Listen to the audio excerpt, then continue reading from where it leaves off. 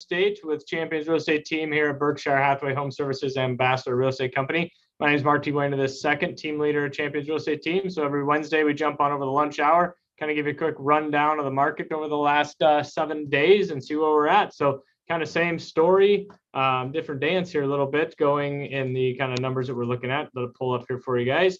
So over the last week, we've had 308 new listings that went active in the MLS, and then we had 331 new contracts written in that process of it. So, and then we had 409 new homeowners. So as we see, it's still kind of one in, one out as it goes from one new listing comes on, one goes right out the window, sold to the next highest bidder, right? So that's what we're kind of seeing, you know, listings that I've had over the last week or so, week and a half, 2 weeks, multiple showings and multiple offers. You know, the houses still need to be in good shape because buyers are still there. They know they're paying, you know, a premium, a top dollar for those houses. So, you know, they're one to make sure that they don't have to do a lot of updates if they are doing that. So if your house needs a little bit of work, it does, you know, sometimes pay off to do some of that elbow grease things. Some of that deferred maintenance items may help you increase that purchase price, even though we are in a seller's market. So to kind of maximize that aspect of it. Now you don't necessarily go dump a bunch of money into it, but you know, have that house show ready, you know, and if that's even thinking about buying a house, you know, in 6 months or where you want to be at. Spoke with the client yesterday, looking to possibly buy a house in 2023. Just kind of, hey, what do we need to do? What's the market doing? You know, are you thinking about new construction? Those are all just comments that we have with them, walking them through the process to basically give them as much information as possible so they can make that decision, whether should they buy in the near term or should they wait a year, you know. And, you know, as what we'll talk about later with Russ Williams at Williams Mortgage, what's the interest rates doing now? What are they going to do a year from now? Obviously, we don't have a crystal ball, but we can try to hopefully give you some kind of guidance to at least make an educated decision for yourself. So we'll jump kind of in the big picture aspect of it on the charts that we normally do here. Let me pull it up. So as we go through here, so we have 1,109 active listings in the Omaha and Lincoln MLS. So I did take out the no-show listings. So basically no-show listings, for those that are new to our talk here, are listings that are active on the MLS that agents can see. They're not basically viewable to the public, so you won't see them on our Berkshire website or championsrealestateteam.com website or any of the other third-party sites. But those are homes that will be coming on the market. Maybe they're getting painted, carpet, any kind of those type of things. So I did break it down into a little bit further into the numbers. So Douglas and Sarpy County, we have 530 active listings. When you break that down even further from that number, existing homes that are, you know, homes that are not new construction, there are 171 active homes for your viewing pleasure as of probably about 10:30 this morning when I kind of made up our diagram here. New construction is just under 360. Months of inventory, less than a month. So what that means is basically if we had 0 new listings come on the market as of today, we'd run out of houses in a month, which maybe even quicker than that. But average sold price up, you know, about 14% from last year. So, you know, talking to clients thinking, you know, should we wait a year from now, you know, or get our ducks in a row, you know, build up a down payment, you know, clean up credit, all those type of things. You know, from last year to this year, it's up 14%.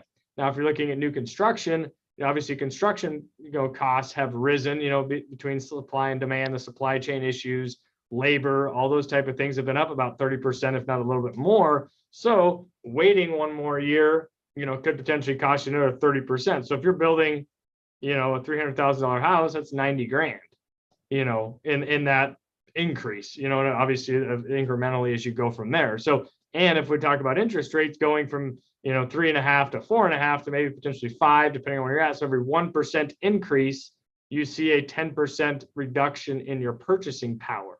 So in turn, you're losing 40% of your buying power, essentially, if you were to buy a house today versus waiting 1 year to buy a new construction home. So those are some things just to think about.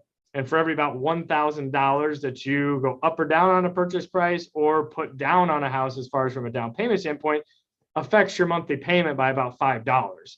So if you're saving an extra 10 grand, you're going to save $50 a month on a house payment. And if that's all you're going to save over the next year to maybe put down on a house, is it worth $50 a month to wait till next year? And that's only for the $10,000, not counting on that, you know, maybe potentially increase in the housing going up, as well as potentially interest rates going up. So those are numbers that we like to give to our clients, potential clients, just so that they can sit down at the dinner table and talk about it amongst the people that are making the decisions. Does it make sense to buy now? Okay, that $50 a month, is going to make a big difference. Yes or no? Those are decisions that you need to have honest discussions, with you, your family members, investors, whoever's going to be buying that real estate, and just have that information at hand rather than going, oh, we're going to put it off, and just kind of make sure that if that's the best decision for you guys, then awesome. That's great. But if it's something like, oh gosh, we never thought about that, personally, that's when, my wife and I, we just built a house a couple of years ago for that simple reason. We wanted to get into it before our daughter was in kindergarten, which would be by next year. And I was looking at costs of new construction going up, interest rates, volatility. We're lucky we built in 2019 because our house would be almost 50%, 30% more than it would to build now, if we were to sign a contract with the builder. So, those type of things, there's the adage, oh, I forgot who made the quote, Henry Ford. Basically, don't wait to buy real estate, buy real estate and wait. Can't remember the exact quote, so I might have misquoted that, but gave credit to the wrong person. But anyways, let's jump in with Russ Williams and kind of see what's going on in the mortgage industry with all the volatility that we're seeing, on the national specter and international spectrum, in an international world that's going on. So how are we doing, Russ? Hey, Mark, we definitely have a butterfly effect going. Things on the other side of the world are definitely affecting the cost of financing. Right now, we are seeing interest rates at 3-year highs. We haven't seen rates at this level since roughly May of 2019. And we could see them move a little bit higher. We just really don't know. We did see some mild improvement earlier this week before they kind of fell back off and rates rose today. And the reason for that is that for those of you that have recently filled your car with gas, you know that gas prices have risen dramatically, and that's helping to drive inflation. And inflation is the enemy of interest rates. So the more inflation that we have, the higher the rates likely will go. Now, we know that the Federal Reserve Bank, their primary responsibility is to try to keep inflation from going too hot. So it was expected that when they have their open market committee meeting on the 15th and 16th of this month, the market was expecting that they would raise, or that they are going to raise, as much as 0.5% for short-term rates, which would help to bring inflation back down a little bit. Fed's in a tough spot, though. Just this morning, Fed Chairman Powell suggested that he feels a 0.25% increase versus 0.5% increase is what he would like to see. And the bond markets did not like that. We've seen mortgage bond prices fall off, and interest rates have risen noticeably today alone. Mark, we're still roughly 4% or a little bit over that, so rates are still at historic lows. This is still a great time to finance a house. But we're going to be watching inflation very closely. The Fed has a very delicate balance here they have to try to keep. Obviously, they don't want to stall the economy. Some of the older folks may recall hearing the term stagflation, which is what we saw in the early 80s, where we have a slowing economy at the same time that inflation is raging. We know that inflation right now is at 40-year highs, but we don't want to kill the economy. But yet we have, of course, a brooding war on another continent that is affecting our cost of goods here and likely will continue. Obviously, the sanctions are intended to encourage Russia to stop their aggression on Ukraine. And one of the things that has been done is to eliminate Russia from being able to move money through the SWIFT system. And that's partially caused entities like BP, British Petroleum, Exxon, and Mobil to sever their ties with some of the Russian energy companies. Keep in mind that Russia exports between 4 and 5 million barrels of oil every day. So with that reduction in supply going to the rest of the world, and those big oil companies severing ties because of fear of not getting paid, that has raised the likelihood that we'll see increased energy cost, which of course, if it costs more to transport that loaf of bread across the country to bring it to your grocery store shelf, we as the consumers could likely see an increase in our cost of goods that we're purchasing. So those are all inflationary things that aren't helping mortgage rates. But hopefully we'll see a resolution soon to this deal in Ukraine, and the Fed won't have quite so many balls that they have to juggle trying to keep an economy moving while also trying to slow inflation down.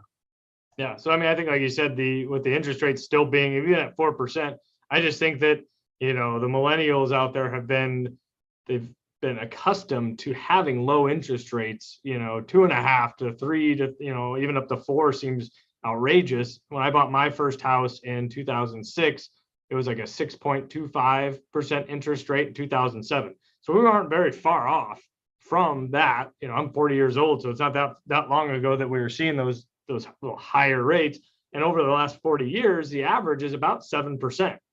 So we're still pretty low in that avenue of that, to do that. So it obviously, from an investments and stuff like that, real estate is another great investment tool to kind of hedge your bet against that inflation, because you're going to gain that appreciation in the house if you have that, while, that tenant renter is still going to be making a rental payment to you, which you can cash flow a little bit and also pay down some of your principal towards that as well. So those are some things that, options to help you. Maybe you're not in the market to buy a house right now, but maybe you're looking at what's going on in the, obviously in the global economy, and how what's happening with the stock market. You're gonna, riding the roller coaster up and down. Well, maybe real estate investing is now a time, time to take a look at that, just as a different option, from that perspective of it. You have tax benefits, you have the positive cash flow, and you have appreciation. Yes, you have, maintenance and repair and things of that sort that go into it,